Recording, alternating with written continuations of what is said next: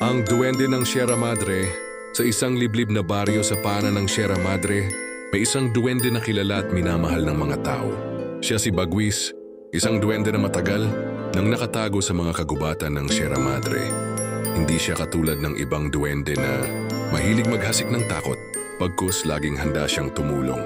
Ginugol ni Bagwis ang kanyang mga araw sa pagtulong sa mga magsasaka, pag-aalaga sa mga hayop, at pagiging gabay ng mga kabataan sa pagpapahalaga sa kalikasan.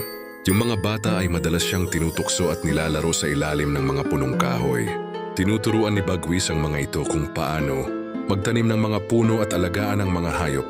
Nagiging masaya siya kapag nakikita niyang masigasig ang mga tao sa baryo sa pangangalaga ng kagubatan. Ngunit unti-unting nagbago ang lahat.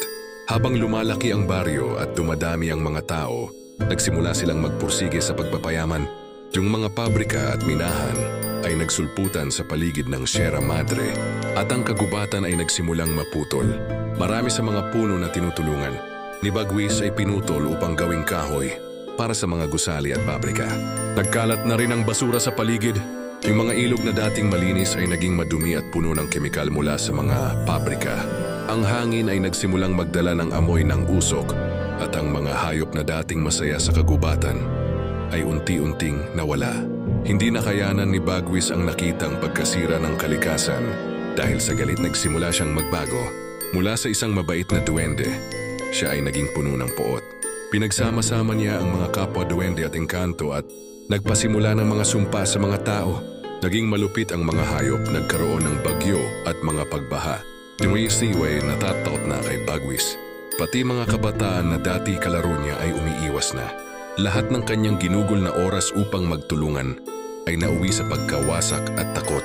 Isang araw, isang bata mula sa baryo na hindi pa nakakaranas ng takot kay Bagwis ang nagpasya na magdasal.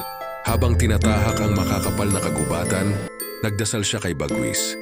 Hiniling niyang sana'y magbago siya at maibalik ang kalikasan at pag-asa sa baryo. Habang nagdasal ang bata, nagsimulang magbalik sa puso ni Bagwis ang mga alaala ng kabutihan.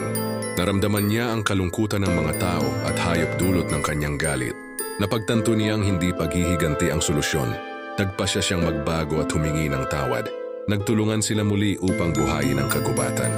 Nagtanim ng mga puno, nilinis ang mga ilog, at nagsagawa ng mga proyekto upang mapangalagaan ang kalikasan. Unti-unting bumalik ang mga hayop at ang kagubatan ay nagsimulang magbunga muli. Si Bagwis na dating puno ng galit ay muling naging simbolo ng kabutihan. Natutunan ng mga tao na hindi nila dapat gawing kalakal ang kalikasan